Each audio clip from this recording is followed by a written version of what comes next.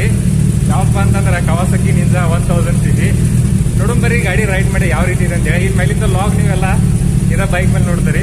ಬರ್ರಿ ಗಾಡಿ ನೋಡಿ. ಎಕ್ಸಾಸ್ಟ್ ನೋಡ್ರಂತಲ್ಲ ಹೇಗಿರುತ್ತೆ